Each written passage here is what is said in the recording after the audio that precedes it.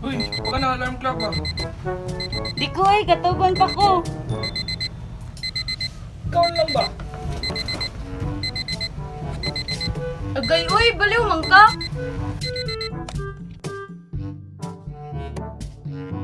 Mata na, uy, nitingog ng alarm clock. Smoke ka na alarm clock eh.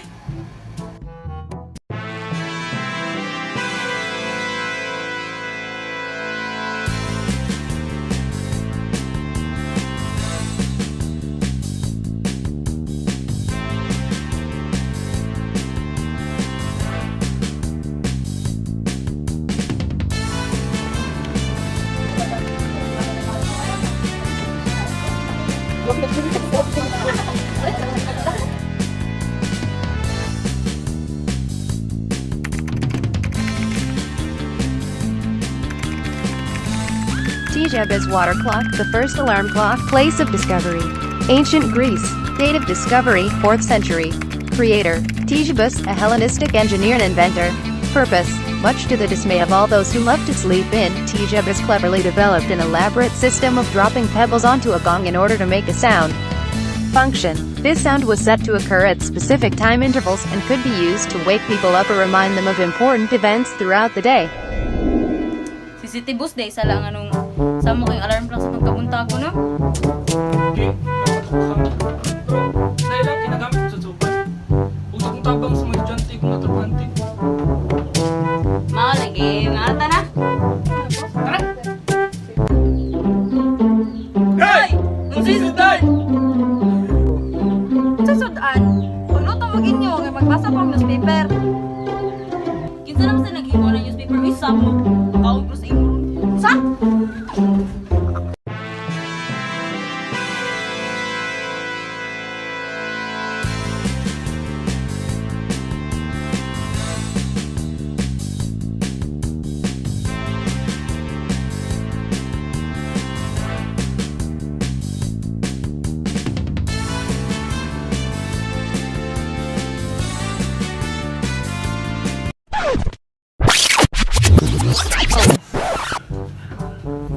Uy, yan! Correct ang information. Kapoy! Basa! Ah, kibaw na ko! Hey Shirley, History of Newspaper. History of newspaper. The Acta Diurna, also called Acta Populi or Acta Publica, said to date from before 59 BCE, recorded official business and matters of public interest. Under the Empire, after 27 BCE, the Acta Diurna constituted a type of daily gazette, and thus it was, in a sense, the prototype of the modern newspaper. From the Romans, di ay gikan ang newspaper no, then i-use daw siya to record public happenings. Bitaw, protokod na ng newspaper. On time ka ron. Ngayon na ang tagsudan sa silingan na.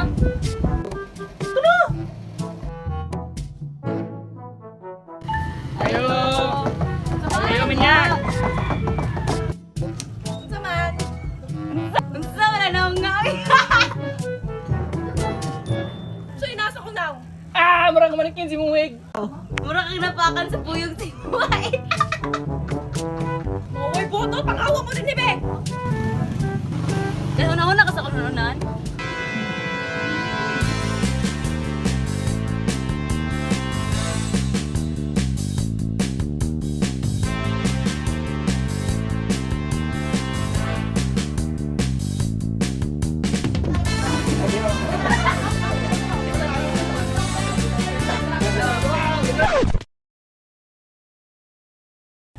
Ano paminawa. According to this book, in Roman society, men and women commonly had clean shaven or close-cropped hair and often wore wigs. Pow! Kani tanawa. Ay paminawa. The ancient Egyptian created the wig to shield shade hairless heads from the sun. Gachuyoy. They also wore the wigs on top of their head using bee wax and resin to keep the wigs in place. Wealthy Egyptians would wear elaborate wigs and scented head combs of animals fat on top of their legs. So, chuya oy, nawa. Other ancient cultures including the Assyrians, Phoenicians, Jews in ancient Israel, Greeks and Romans also used wigs as an everyday fashion. Kani paminawa. According to Wikipedia, the first use of prototype cosmetics is usually traced back to the ancient Egyptians. Many Egyptian homes contain makeup canisters and kits. So Cleopatra used lipstick that got its hue from ground carving beetles, while other women used clay mixed with water to color their lips. Most notable, though, was the ancient Egyptians used coal. Both men and women would paint the coal, a mixture of metal, lead, copper, ash, and burnt almonds, all around their eyes. The circles of coal were meant to ward off the evil eye and dangerous spirits, and were also handy in deflecting the harsh desert sun. In recent years, the scientists have determined that coal makeup may have inadvertently helped the Egyptians ward off the infectious diseases. Guta rin si story sa cosmetics of website, pero di mo na makaon. Tarang, gutom yung ko ba? Gutom na pod ko ba? Tapuyan ni mama, uy, sige nagbasa og newspaper. Maglakolakaw lang tayo, basta mga tagsilin o bubong pandesal ba?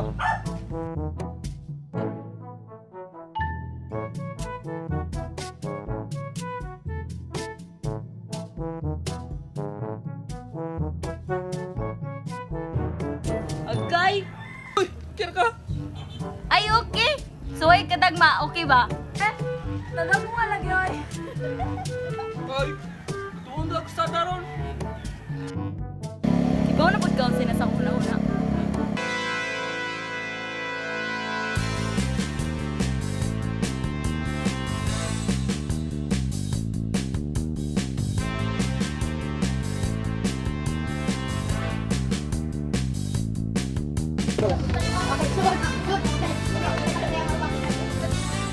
Watch and learn. Play. Roman roads were originally built during 117 CE, primarily out of meats, since Romans were all about conquest, which was usually done through the use of military. They had to travel great distances in order to go to battle for new lands. Moving military equipments, horses, soldiers, and all other needed items for battle was not easy on a dirt path, which were typical in Europe. So, Romans did what anything crew would do. They invented something different and created paved roads. All roads lead to Rome were notable for their greatness, solid foundation, chambered surface, facilitating drainage, and the use of concrete made from pozzolana or volcanic ash and lime. O, de, hanggang karoon na, agya po yung mga kanang traces of well-preserved na kanang roads from ancient times. Mao bro. Gutom na ba? Uli sa tanan ba sing doktor as mama? Tana?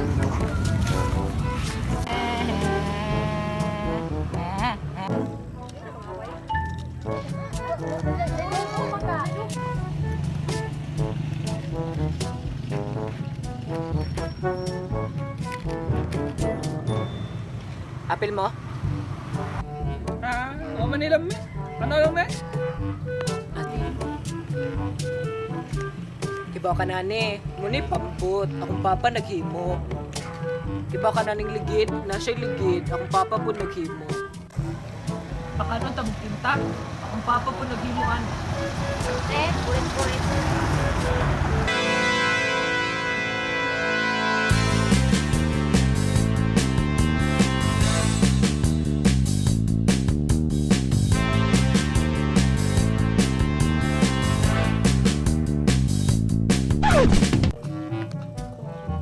Wala ko makita ng source, uy. Ay, nakoy kaila. Wait lang. Itong tawagan.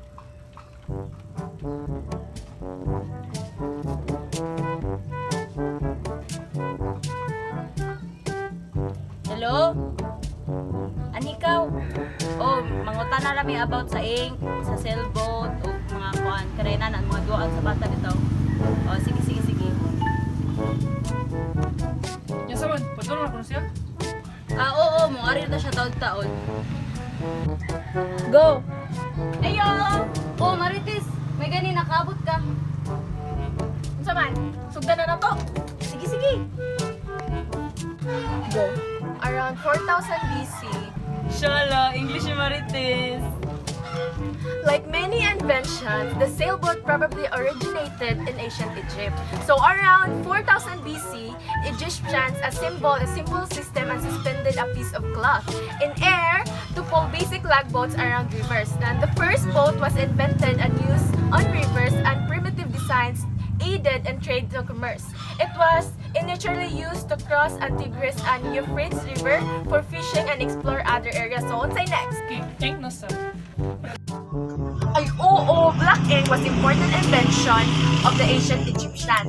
This allowed them to write documents that are still sufficiently legible till this day. The Egyptian used a mixture of vegetable gum and beeswax with salt.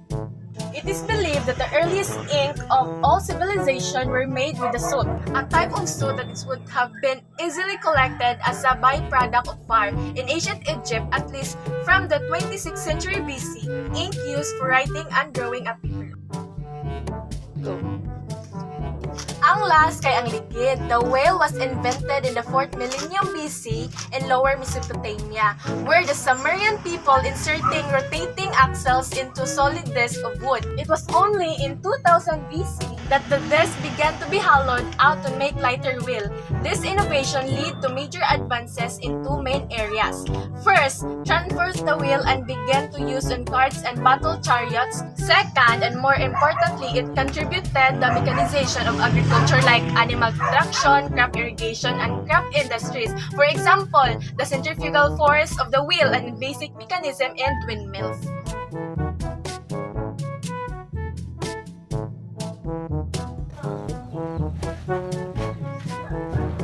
Ayo. Libertay! Ano yun? Tagay, sudan. Pagpalit sa mo, bago mo hatag kanon. Sa may paliton. Red horse. Ay, ito na sila baligya grade horse pa. Alcohol ba yan na siya?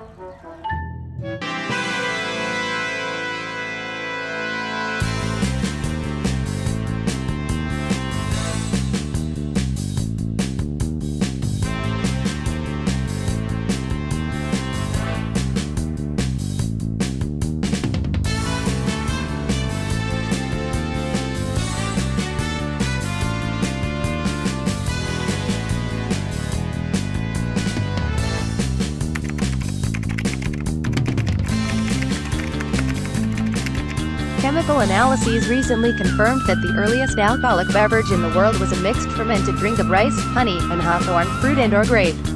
The residues of the beverage dated ca. 7660 BCE were recovered from early pottery from Jiahu, a Neolithic village in the Yellow River Valley. This beverage currently predates the earliest evidence of grape wine from the Middle East by more than 500 years. Order arrived. Uy! Sumunay! Ano ka tawon? Sa iba ko. Eh, ang puti ko! Wala na siguro yung tamang iisira na yun.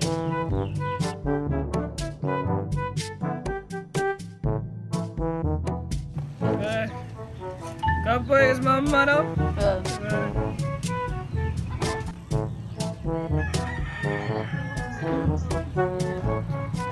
Wala, naupog na dyan sila. Kabangan ka.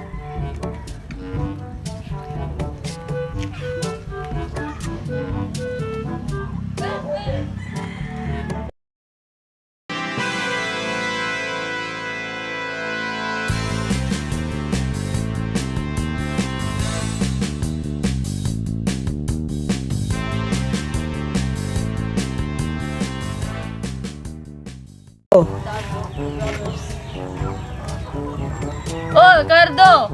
Hello! Busy ka sa shoot Timoron? Oh.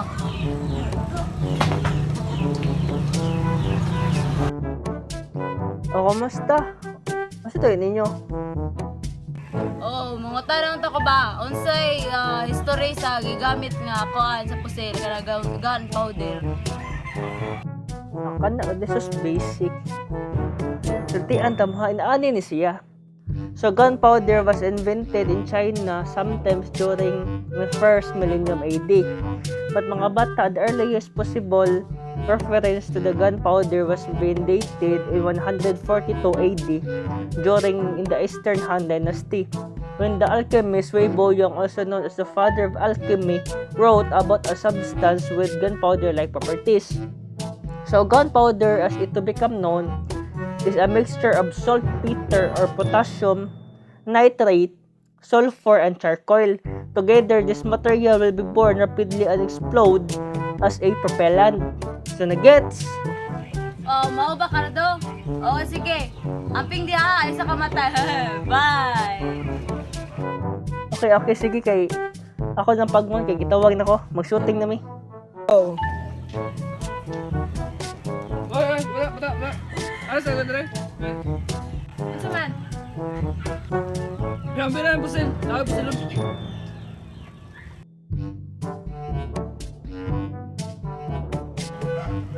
Ma! Ma! Oh! Libro naman sa lagi na magibasa. Wala na ka newspaper. Ma! Hold up! Pakan ami! Di man yung pakanon? Pwes! Pusilong ka!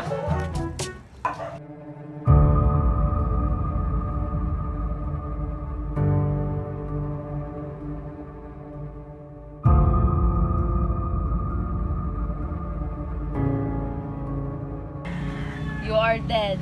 Bang!